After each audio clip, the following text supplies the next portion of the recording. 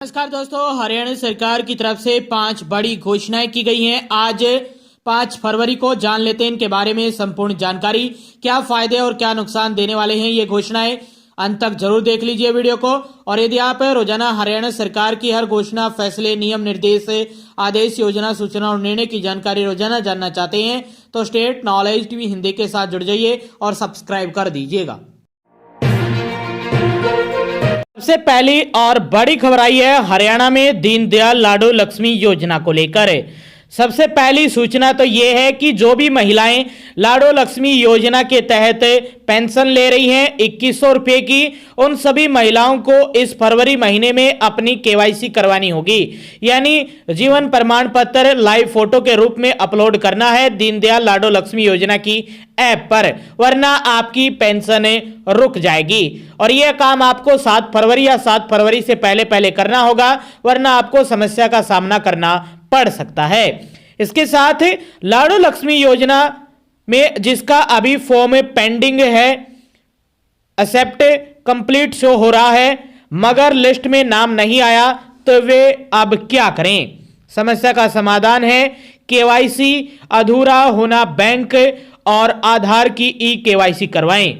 यानी आपका आधार कार्ड से आपका बैंक अकाउंट लिंक नहीं है, वहां पर जाकर ई केवाईसी करवा लीजिए, या जो भी ई केवाईसी होती है वो करवाइए। वहीं डाटा मिसमैच, फैमिली आईडी और आधार में जन्म तिथि एक समान न होना, नाम एक समान न होना, या कोई अन्य जो डाटा है वो डिसमैच हो रहा है, इस कारण से भी आपकी पेंशन नहीं आ रही है। वहीं आधार कार्ड, पहचान पत्र और डीएमसी में भी आप जो भी डाटा है वो चेक कर लीजिए।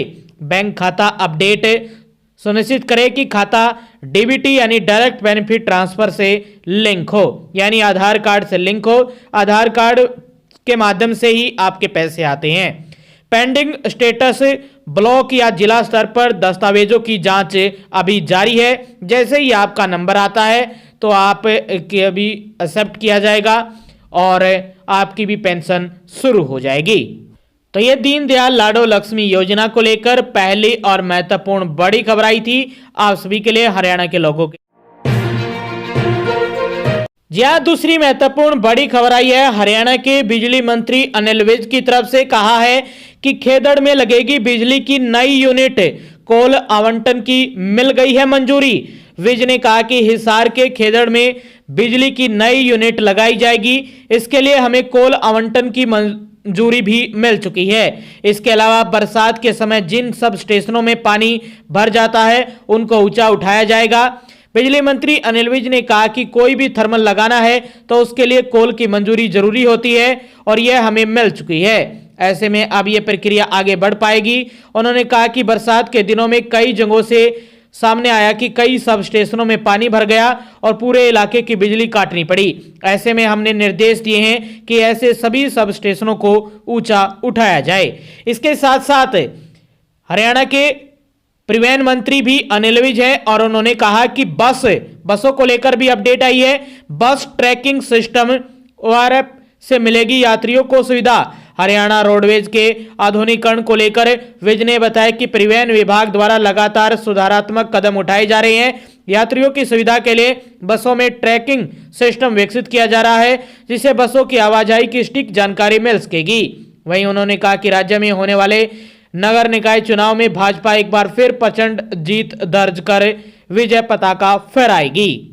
और ये दूसरी महत्वपूर्ण बड़ी खबर आई थी हरियाणा के बिजली मंत्री अनिल विज की तरफ से और परिवहन और श्रम मंत्री अनिल विज की तरफ से ये बड़ी अपडेट। तीसरी महत्वपूर्ण बड़ी खबर आई है आप सभी के लिए हरियाणा के स्वास्थ्य मंत्री आरती सिंह राव की तरफ से और हरियाणा के मुख्यमंत्री नायब सिंह सैनी की तरफ से।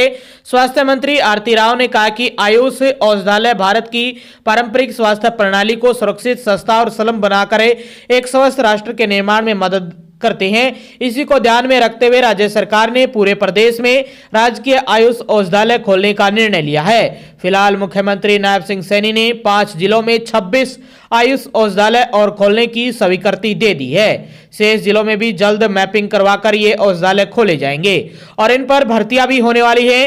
स्वास्थ्य मंत्री ने बताया कि प्रदेश सरकार राज्य के लोगों को किफायती और सुलभ उपचार उपलब्ध करवाने के लिए लगातार प्रयासरत है और आवश्यकता अनुसार अस्पताल खोले जा रहे हैं। सस्ती दवाइयां दी जा रही हैं। रेवाड़ी जिले के 5 गांव लेसान, करवाना, मानकपुर और रोहड़ाई, जयसिंहपुरा और झाबुआ, महेंद्रगढ़ के 6 गांव सुरजनवास, गुड़ा, बुचावास, बावनिया, रामबास, रसूलपुर, करनाल जिले के 1 गांव फफड़ाना और कुरुक्षेत्र जिले के 4 गांव अजराना कला, कालसा, नलवी और मोहरी तथा यमुनानगर जिले के 10 गांव जिसमें महियुद्दीनपुर, रतनगढ़, भावड़ा, तलकपुर, खुर्दबन, ताजेवाला, हड़ोली और लेडी कोट, बासवा सिंह और गांव डारपुर में राजकीय आयुष औषधालय खोले जाएंगे। आरती राव ने कहा कि राज्य में आयुष सेवाओं को सुदृढ़ किया जाएगा। वहीं कुरुक्षेत्र में आयुष विश्वविद्यालय स्थापित किए जा रहे हैं।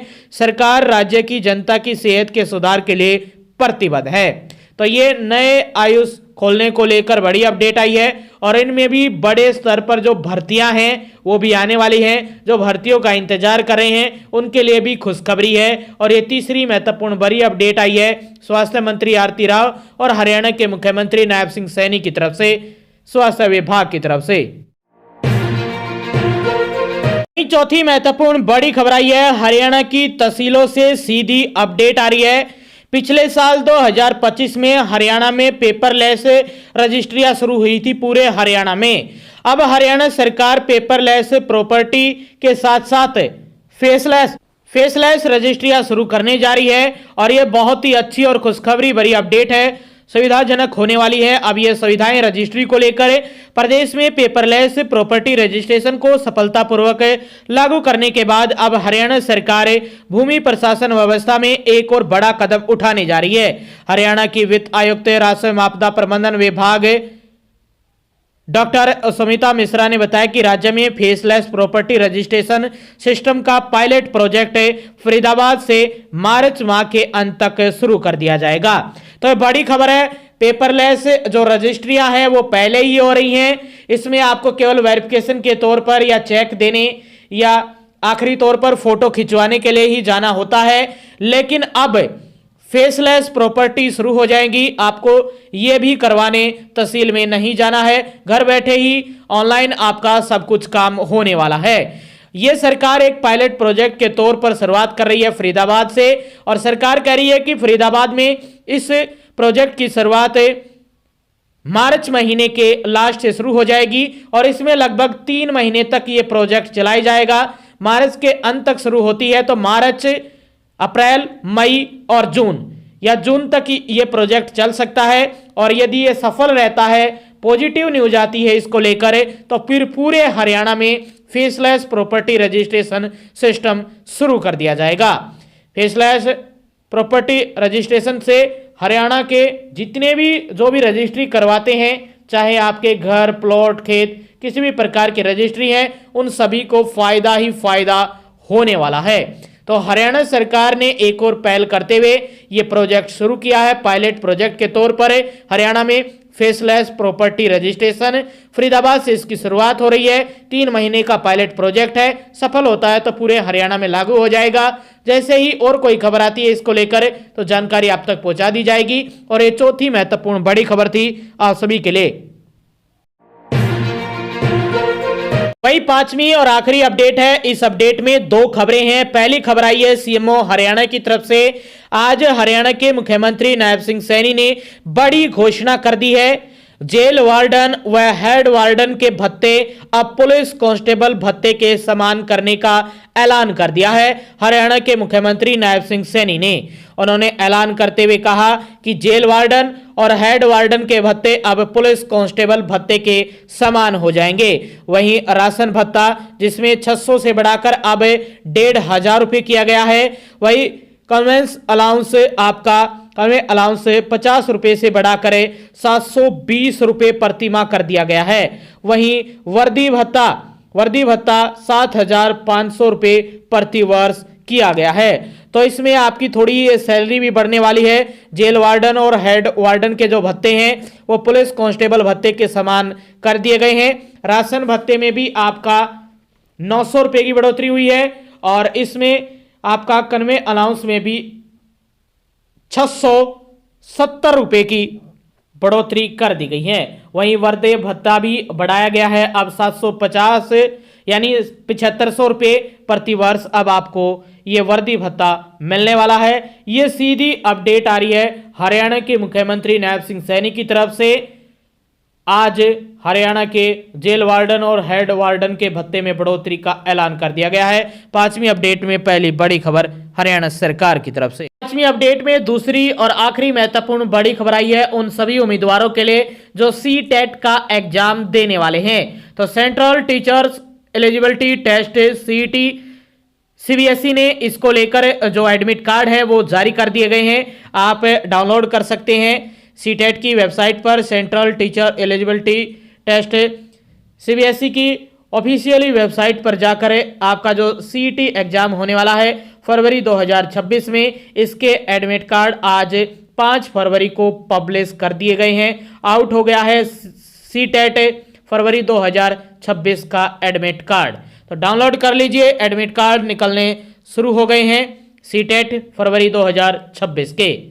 आगे भी आप हरियाणा सरकार की हर घोषणा, फैसले, नियम, निर्देश, आदेश, योजना, सूचना और निर्णय की जानकारी रोजाना जानना चाहते हैं तो स्टेट नॉलेज टीवी हिंदी को सब्सक्राइब जरूर कर लीजिएगा।